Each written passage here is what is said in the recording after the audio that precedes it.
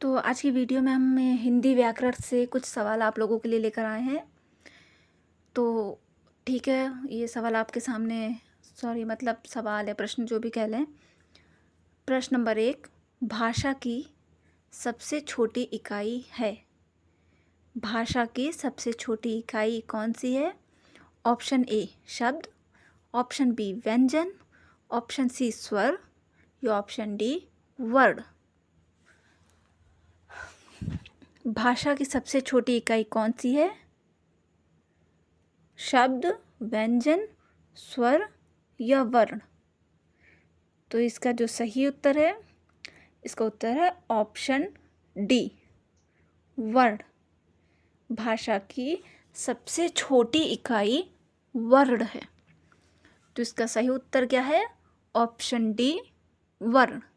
तो ध्यान से देखिएगा, ध्यान से पढ़िएगा और समझिएगा, भाषा की सबसे छोटी इकाई वर्ण है। दूसरा प्रश्न, हिंदी में मूलतः कितने वर्ण हैं? हिंदी में मूलतः कितने वर्ण हैं? Option A 52 52, option B 50 50, option C 40 40 या ऑप्शन डी 46 46। हिंदी में मूलतः कितने वर्ण हैं? तो इसका जो सही उत्तर है वो है ऑप्शन डी 46। अगला प्रश्न है, हिंदी भाषा में वे कौन सी ध्वनियाँ हैं जो स्वतंत्र रूप से बोली या लिखी जाती हैं? तो इसका ऑप्शन सुन लीजिए। ऑप्शन ए स्वर, ऑप्शन बी व्यंजन, ऑप्शन सी वर्ण या ऑप्शन डी अक्षर। कौन सा ऑप्शन इसका सही है? हिंदी भाषा में वे कौन सी ध्वनियाँ हैं जो स्वतंत्र रूप से बोली या लिखी जाती हैं? तो इसका ऑप्शन आप लोग देख लीजिए। तो इसका जो सही ऑप्शन है, ऑप्शन ए वर्ण। सही ऑप्शन ए। अगला प्रश्न, संयुक्त को छोड़कर हिंदी में मूल वर्णों की संख्या है। Option A 36, option B 44, option C 48 या ऑप्शन डी 53। संयुक्त को छोड़कर हिंदी में मूल वर्णों की संख्या कितनी है? 36, 44, 48 या 53। इसका सही उत्तर क्या है? तो इसका सही उत्तर है उत्तर बी, ऑप्शन बी 44। संयुक्त को छोड़कर हिंदी में मूल वर्णों की संख्या जो है वो 44 है। ऑप्शन बी इसका सही उत्तर है। तो ध्यान से देख लीजिए इसका। चलिए हम अब अगले प्रश्न की ओर बढ़ते हैं। हमारा अगला प्रश्न है, स्वर किसे कहते हैं? स्वर किसे कहते हैं? ऑप्शन ए जिनका उच्चारण लघु और गुरु में होता है, ऑप्शन बी जिनका उच्चारण बिना अवरोध अथवा विघ्न बाधा के होता है, या ऑप्शन सी जिनका उच्चारण स्वरों की सहायता से होता है, या ऑप्शन डी जिनका उच्चारण नाक और मुंह से होता है। तो इसका सही आंसर बताइए। इसका सही आंसर है ऑप्शन बी जिनका उच्चारण बिना अवरोध अथवा विघ्न बाधा के होता है। स्वर किसे कहते हैं? जिनका उच्चारण बिना अवरोध अथवा विघ्न बाधा के होता है, उन्हें स्वर कहते हैं। तो इस 5 नंबर क्वेश्चन का जो सही आंसर है वो ऑप्शन बी, उत्तर बी है, जिनका उच्चारण बिना अवरोध अथवा विघ्न बाधा के होता है। तो आप लोगों को पता चल गया इसका सही उत्तर क्या है। 5वें नंबर क्वेश्चन का 5वां प्रश्न का सही उत्तर बी। चलिए अगले प्रश्न की ओर हम बढ़ते हैं। तो हमारा अगला प्रश्न है, निम्नलिखित में से अग्र स्वर नहीं है। निम्नलिखित में से अग्र स्वर नहीं है। ऑप्शन ए छोटा आ, ऑप्शन बी छोटी ई, ऑप्शन सी ए या ऑप्शन डी ए। निम्नलिखित में से कौन सा अग्र स्वर नहीं है? तो इसका जो सही उत्तर है, इसका सही उत्तर है ऑप्शन ए। ऑप्शन ए छोटा आ अग्र स्वर नहीं है। तो आपको इसका आंसर मिल गया होगा। इसका सही आंसर है ऑप्शन ए, छोटा आ इसका सही उत्तर है। निम्नलिखित में से अग्र स्वर नहीं है, तो इसका सही आंसर ऑप्शन ए। अगला प्रश्न, हिंदी में स्वरों के कितने प्रकार हैं? हिंदी में स्वरों के कितने प्रकार हैं? Option A 1, option B 2, option C 3 या ऑप्शन डी 4। हिंदी में स्वरों के कितने प्रकार हैं? तो इसका जो सही उत्तर है वह है ऑप्शन सी 3। ऑप्शन सी 3 इसका सही उत्तर है। हिंदी में स्वरों के 3 प्रकार हैं। चलिए अब हम अपने अगले प्रश्न की ओर बढ़ते हैं। तो हमारा अगला प्रश्न है, हिंदी वर्णमाला में अंग और आह क्या है?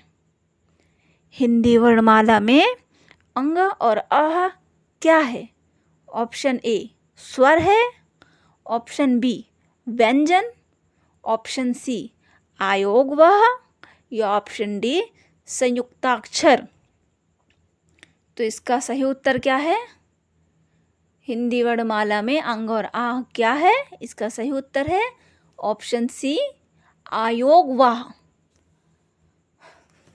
आयोगवाह इसका सही उत्तर है। हिंदी वर्णमाला में अंग और आह आयोगवाह है, तो इसका सही उत्तर सी। अगले प्रश्न की ओर बढ़ते हैं हम। जिनके उच्चारण में दीर्घ स्वर से भी अधिक समय लगता है वे कहलाते हैं। जिनके उच्चारण में दीर्घ स्वर से भी अधिक समय लगता है वे क्या कहलाते हैं? तो ऑप्शन देखते हैं। ऑप्शन ए मूल स्वर, ऑप्शन बी प्लुत स्वर या ऑप्शन सी संयुक्त स्वर, ऑप्शन डी आयोगवाह। जिनके उच्चारण में दीर्घ स्वर से भी अधिक समय लगता है वे क्या कहलाते हैं? मूल स्वर, प्लुत स्वर, संयुक्त स्वर या आयोगवाह। तो इसका जो सही उत्तर है वो है ऑप्शन बी। ऑप्शन बी प्लुत स्वर इसका सही आंसर है। दीर्घ स्वर से भी अधिक समय जो लगता है वे प्लुत स्वर कहलाते हैं। तो अगला प्रश्न, निम्नलिखित में से कौन स्वर नहीं है? निम्नलिखित में से कौन स्वर नहीं है? तो इसका जो सही आंसर है क्या है? चलिए पहले हम ऑप्शन देखते हैं। ऑप्शन ए छोटा आ, ऑप्शन बी छोटा ऊ, ऑप्शन सी ए या ऑप्शन डी आ। तो इसका जो सही उत्तर क्या है? निम्नलिखित में से स्वर नहीं है, तो इसका सही उत्तर है ऑप्शन डी। ऑप्शन डी आपके स्क्रीन पर दिख रहे होंगे। आपने नर्सरी KG क्लास में इसको पढ़ा होगा। इसका कहीं यूज़ नहीं आता, बहुत ही कम यूज़ आता है। तो ये स्वर नहीं है। आहा, अगला प्रश्न हम बढ़ते हैं अगले प्रश्न की ओर। उच्चारण के समय जीभ की स्थिति के अनुसार स्वरों के कितने भेद किए गए हैं? उच्चारण के समय जीभ की स्थिति के अनुसार स्वरों के कितने भेद किए गए हैं? तो ऑप्शन देख लेते हैं इसका। Option A 2, option B 3, option C 5, option D 7। कौन सा ऑप्शन सही है? उच्चारण के समय जीभ की स्थिति के अनुसार स्वरों के कितने भेद किए गए हैं? तो इसका जो सही आंसर है वह है ऑप्शन बी 3।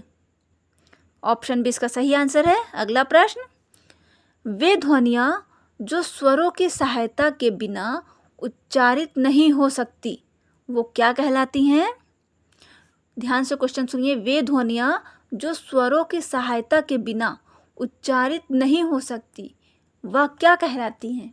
ऑप्शन ए स्वर, ऑप्शन बी शब्द, ऑप्शन सी व्यंजन, या ऑप्शन डी संयुक्ताक्षर।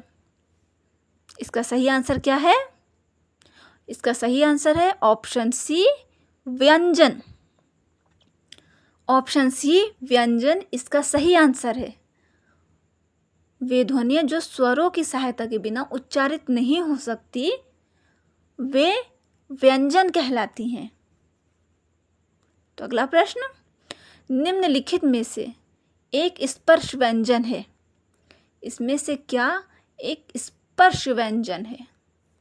तो ऑप्शन ए शा, ऑप्शन बी छा, ऑप्शन सी ला या ऑप्शन डी हा। इसमें से कौन सा ऑप्शन सही है? ऑप्शन ए शा, ऑप्शन बी छा, ऑप्शन सी ला या ऑप्शन डी हा। तो इसका जो सही उत्तर है वह है ऑप्शन बी छा। ऑप्शन बी छा एक स्पर्श व्यंजन है। दिए गए ऑप्शन में जो सही आंसर है वो है ऑप्शन बी। निम्नलिखित में से एक स्पर्श व्यंजन है छा। अगला प्रश्न, हिंदी व्याकरण के अंतिम पंचमाक्षरों का उच्चारण स्थान क्या है? हिंदी व्याकरण के अंतिम पंचमाक्षरों का उच्चारण स्थान क्या है? ऑप्शन ए अनुनासिक, ऑप्शन बी कंठ, ऑप्शन बी तालव्य, ऑप्शन डी मूर्धन्य। तो इसका जो सही आंसर है वो है ऑप्शन ए अनुनासिक। हिंदी व्याकरण के अंतिम पंचमाक्षरों का उच्चारण स्थान अनुनासिक है। तो 14 नंबर क्वेश्चन का सही आंसर है ऑप्शन ए अनुनासिक। अंतिम पंचमाक्षरों का उच्चारण स्थान अनुनासिक है। अगला प्रश्न की ओर हम अब बढ़ते हैं। तो हमारा अगला प्रश्न है, अंतस्थ व्यंजन है। अंतस्थ व्यंजन है ऑप्शन ए श स ह या ऑप्शन बी छ त्र ज्ञ, ऑप्शन सी अंग आ, ऑप्शन डी या र ला व। अंतस्थ व्यंजन कौन सा है? 4 ऑप्शन दिए गए हैं। तो अंतस्थ व्यंजन है ऑप्शन डी या रा ला व। या रा ला व अंतस्थ व्यंजन है। तो 15 नंबर प्रश्न का सही उत्तर है ऑप्शन डी या रा ला व। तो इसका सही उत्तर पता चल गया। अब हम आगे के प्रश्न की ओर बढ़ते हैं। हमारा अगला प्रश्न क्या आने वाला है वो देखते हैं। चलिए, हमारा अगला प्रश्न जो है वो आ गया है प्रश्न नंबर 16। श, सा और सा और हा व्यंजन है। श, सा और हा कौन से व्यंजन है? ऑप्शन ए उच्चिप्त, ऑप्शन बी ऊष्म, ऑप्शन सी स्पर्श या ऑप्शन डी संयुक्त। कौन से व्यंजन है? श, सा और हा उच्चिप्त, ऊष्म, स्पर्श या संयुक्त। तो इसका जो सही आंसर है, इसका सही उत्तर है ऑप्शन बी ऊष्म। ऊष्म इसका सही आंसर है।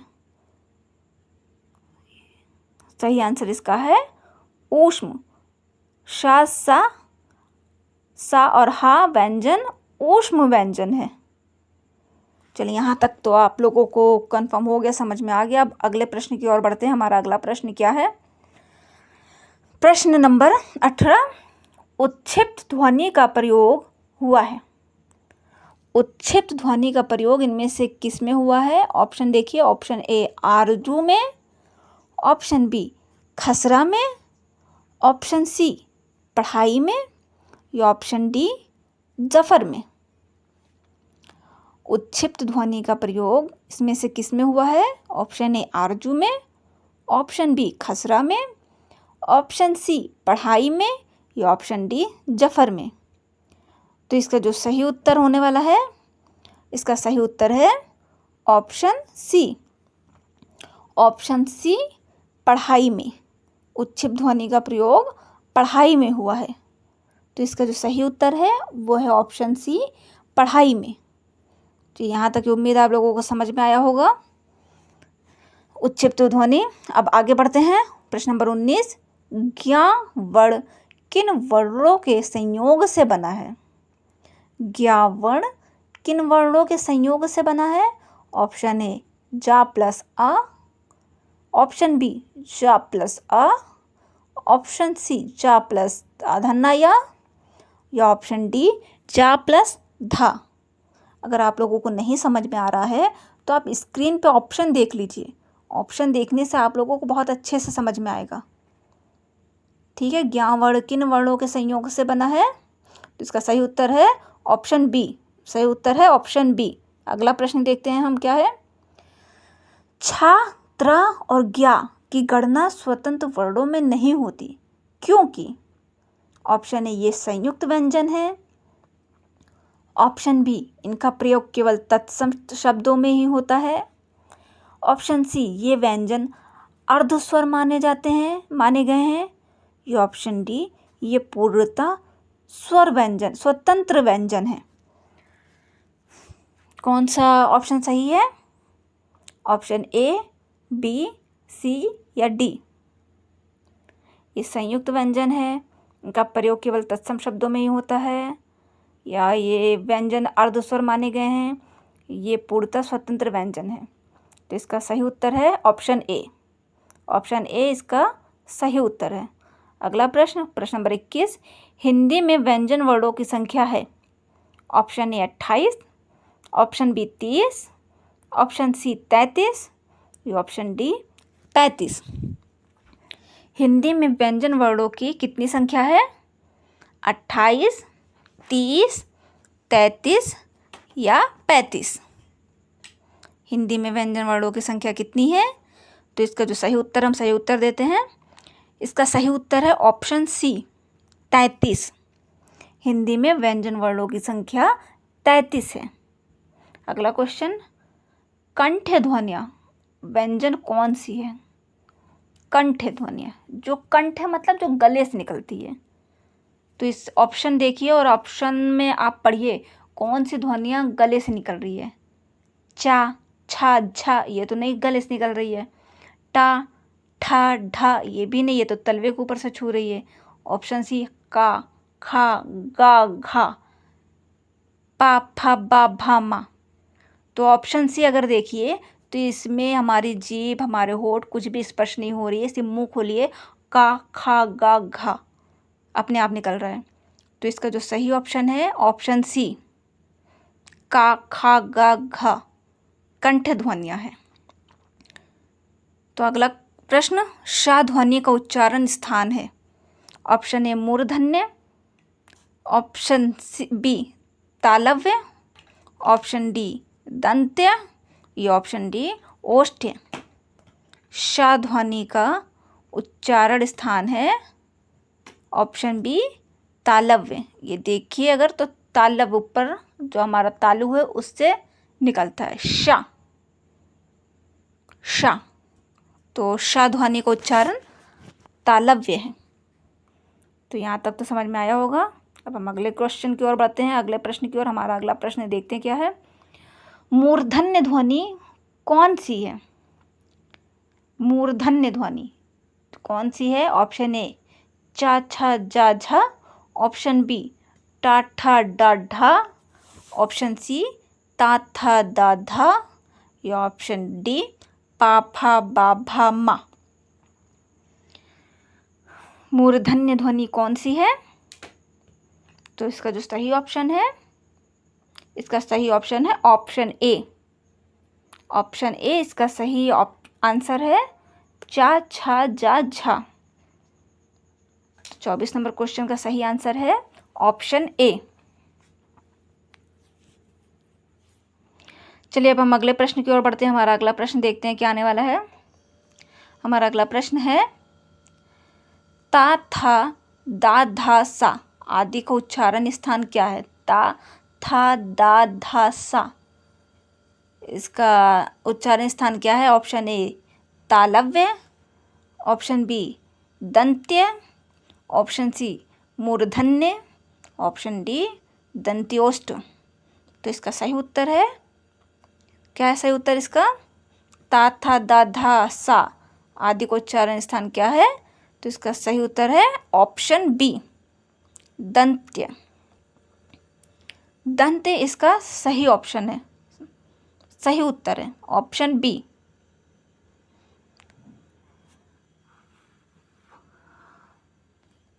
चलिए अगला क्वेश्चन हम देखते हैं। हमारा अगला क्वेश्चन क्या आने वाला है? Question number 26। जिन व्यंजनों के उच्चारण में दोनों ओष्ठों द्वारा श्वास का अवरोध होता है वे क्या कहलाते हैं? जिन व्यंजन के उच्चारण में दोनों ओष्ठों द्वारा श्वास का अवरोध होता है वे क्या कहलाते हैं? ऑप्शन ए मूर्धन्य व्यंजन, ऑप्शन बी ओष्ठ्य व्यंजन, ऑप्शन सी तालव्य व्यंजन या ऑप्शन डी कंठ्य व्यंजन। सही उत्तर है ऑप्शन बी। अब क्वेश्चन नंबर 27। यदि नीचे का होठ पूरी तरह काट दिया जाए तो किस ध्वनि के उच्चारण में कठिनाई होगी? अगर हमारा नीचे का होठ काट दिया जाए तो इसमें से कौन सी ध्वनि है जो हम नहीं बोल पाएंगे? ऑप्शन दिए गए, ऑप्शन देखिए। ऑप्शन ए ला, ऑप्शन बी बा, ऑप्शन सी घा, ऑप्शन डी खा। तो इसका सही ऑप्शन है ऑप्शन बी, बा। बा ही दोनों होठों से मिलकर बनता है, तो ऑप्शन बी बा इसका सही आंसर है। बा एक बार बोल कर देखिए तो दोनों होठ टच होकर बनता है। Question number 28। वा व्यंजन का उच्चारण स्थान है। वा व्यंजन का उच्चारण स्थान क्या है? ऑप्शन ए दंत्य, ऑप्शन बी ओष्ठ्य, ऑप्शन सी मूर्धन्य या ऑप्शन डी दंत्योष्ठ। तो इसका जो सही उत्तर है ऑप्शन डी दंत्योष्ठ। दंत्योष्ठ ऑप्शन डी इसका सही उत्तर है। वा व्यंजन का उच्चारण स्थान दंत्योष्ठ है। वत्स्य व्यंजन कौन सा है? वत्स्य व्यंजन कौन सा है? ऑप्शन ए ना, ऑप्शन डी ता, ऑप्शन सी सा या ऑप्शन डी हा। ये सारे क्वेश्चन जो आ रहे हैं हिंदी के, इस पे आप लोग स्क्रीन पे थोड़ा जो आ रहा लिख के उस पर ज़्यादा ध्यान दीजिएगा, क्योंकि कुछ वर्ड ऐसे होते हैं ना जो बोलने में थोड़ा कठिनाई होता है, लेकिन आप अगर देख लेते हो तो वो समझ में आ जाते हैं। वत्स्य व्यंजन कौन सा है? तो इसका सही आंसर है उत्तर ए ना।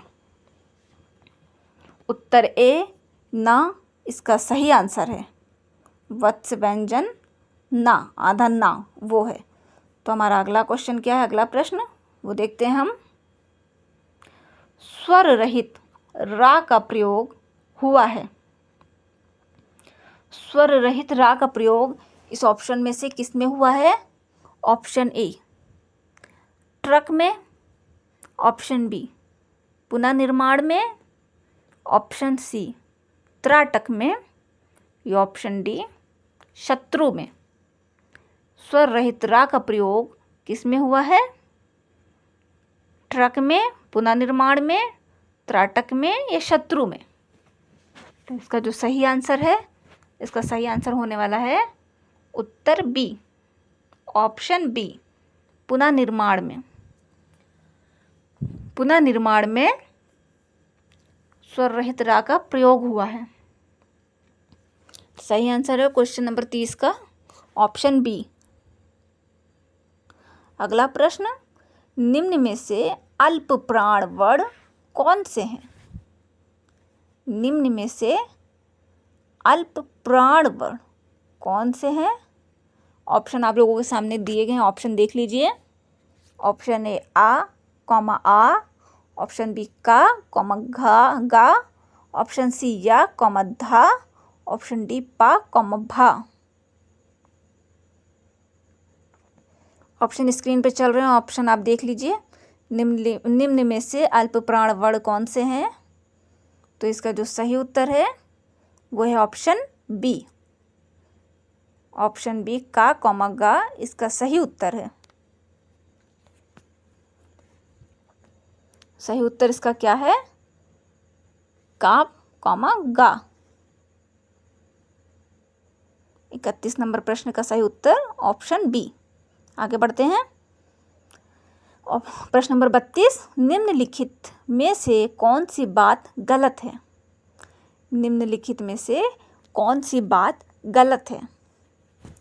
ऑप्शन ए, धा संघोष महाप्राण दंत्य है। ऑप्शन बी, बा संघोष ओष्ट महाप्राण है। ऑप्शन सी, चा संघोष तालव्य अल्प प्राण है।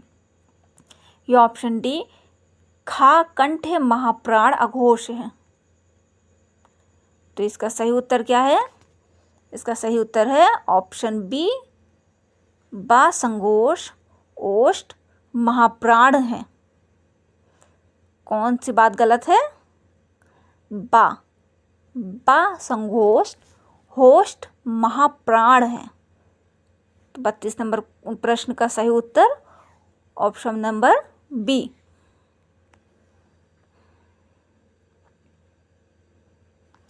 चलिए अब हम अगले प्रश्न की ओर बढ़ते हैं। हमारा अगला प्रश्न देखते हैं क्या आने वाला है।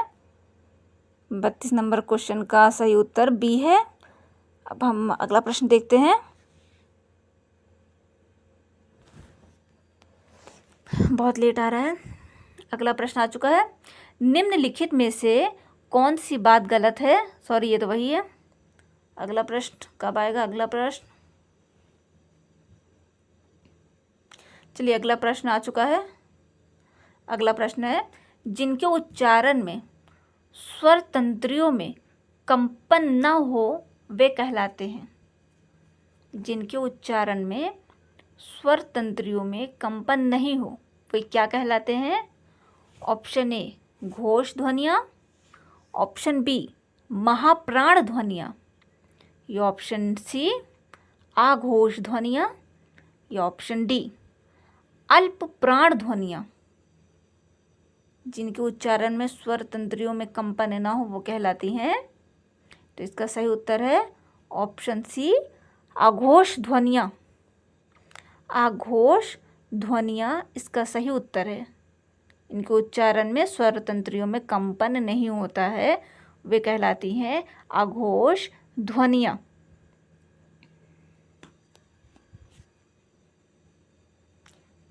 चलिए हम अपना अगले प्रश्न की ओर बढ़ते हैं। 33 नंबर प्रश्न तक तो हमने हल कर लिया है। उम्मीद है 33 नंबर तक तो आपको अच्छे से समझ में आया होगा। बस ये करिएगा, इसमें आप स्क्रीन पर ज़्यादा ध्यान दीजिएगा, मेरी वॉइस से ज़्यादा। अगला प्रश्न आ चुका है हमारे सामने। प्रसन्नता में कौन सी ध्वनि है? प्रसन्नता में कौन सी ध्वनि है? ऑप्शन ए, संयुक्त ध्वनि। ऑप्शन बी, संपृक्त ध्वनि। ऑप्शन सी, युग्मक ध्वनि। या ऑप्शन डी, इनमें से कोई नहीं। प्रसन्नता में कौन सी ध्वनि है? संयुक्त ध्वनि, संपृक्त ध्वनि, युग्मक ध्वनि। या ऑप्शन डी, इनमें से कोई नहीं। तो इसका 34 नंबर क्वेश्चन का जो सही आंसर है वो है ऑप्शन सी, युग्मक ध्वनि। 34 नंबर प्रश्न का सही उत्तर ऑप्शन सी, युग्मक ध्वनि है। युग्मक ध्वनि इसका सही उत्तर है। प्रसन्नता में युग्मक ध्वनि है।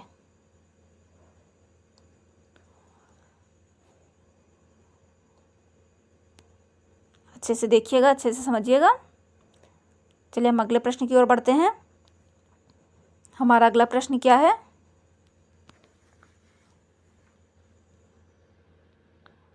चलिए हमारा प्रश्न नंबर 35 आने वाला है। प्रश्न नंबर 35 है, निम्न में से महाप्राण ध्वनि नहीं है। निम्न में से महाप्राण ध्वनि नहीं है। ऑप्शन ए, का। ऑप्शन बी, घा। ऑप्शन सी, झा। या ऑप्शन डी, या। निम्न में से महाप्राण ध्वनि नहीं है। ऑप्शन ए, का। ऑप्शन बी, घा। ऑप्शन सी, झा। या ऑप्शन डी, या। तो इस प्रश्न का सही उत्तर जो है वो है ऑप्शन ए, का। निम्न में से महाप्राण ध्वनि जो नहीं है उसका ऑप्शन है ऑप्शन ए, का। का महाप्राण ध्वनि नहीं है। ठीक है, निम्न में से महाप्राण ध्वनि नहीं है, वो है ऑप्शन ए का। चलिए 35 नंबर तक तो हमने आपको बता दिया है। ये सारे हिंदी के प्रश्न हैं। आगे बढ़ते हैं। प्रश्न नंबर 36, अघोष वर्ण कौन सा है? अघोष वर्ण कौन सा है? Option A uh,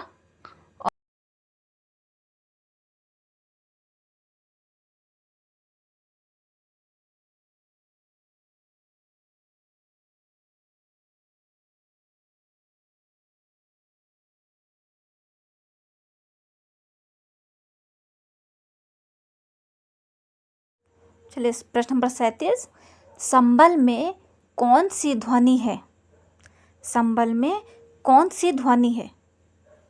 option A संप्रयुक्त, option B संयुक्त, ऑप्शन सी युग्मक या ऑप्शन डी इनमें से कोई नहीं। तो इसका जो सही आंसर है वह है ऑप्शन ए संप्रयुक्त। संबल में संप्रयुक्त ध्वनि नहीं है। तो इसका जो सही उत्तर है ऑप्शन ए संप्रयुक्त। चलिए यहाँ तक आपको क्लियर हो गया। आगे बढ़ते हैं।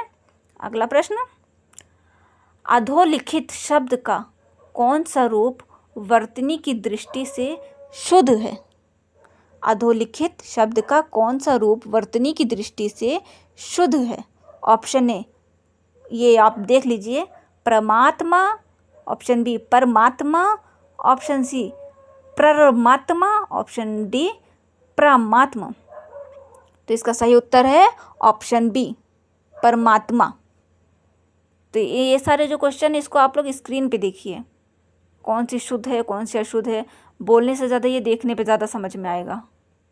चलिए आगे बढ़ते हैं हम। अगला क्वेश्चन जो हमारा है, इनमें से शुद्ध वर्तनी वाला शब्द कौन सा है? इनमें से देखिए, ऑप्शन आपके सामने है। इसमें से शुद्ध वर्तनी वाला शब्द कौन सा है? ऑप्शन ए घनिष्ठ, ऑप्शन बी घनिष्ठ, ऑप्शन सी घनिष्ठ, ऑप्शन डी घनिष्ठ। पढ़ने में तो एक ही जैसा सब लग रहा होगा, लेकिन आप ऑप्शन देखिएगा तो आप समझ में आएगा। तो इसका सही उत्तर है ऑप्शन सी घनिष्ठ। इसमें से शुद्ध वर्तनी जो है, इसमें जो शुद्ध है सही है वह है ऑप्शन सी घनिष्ठ। किस तरह से लिखा जाता है आप देख लीजिए। चलिए देख लिया। अब आगे बढ़ते हैं हम प्रश्न नंबर 40 की ओर। इनमें से कौन सा शब्द रूप शुद्ध है? ये भी आप स्क्रीन पे देखिए। इसमें से कौन सा सही है? लिखा हुआ आशीर्वाद, इसमें से कौन सा आशीर्वाद सही है? तो इसका जो सही उत्तर है ऑप्शन डी आशीर्वाद। ये लास्ट वाला डी वाला आशीर्वाद और बाकी ए बी सी डी, ये तीनों में बहुत ज़्यादा अंतर है। अंतर देखिए, समझिए और देखिए आशीर्वाद किस तरह से लिखा जाता है।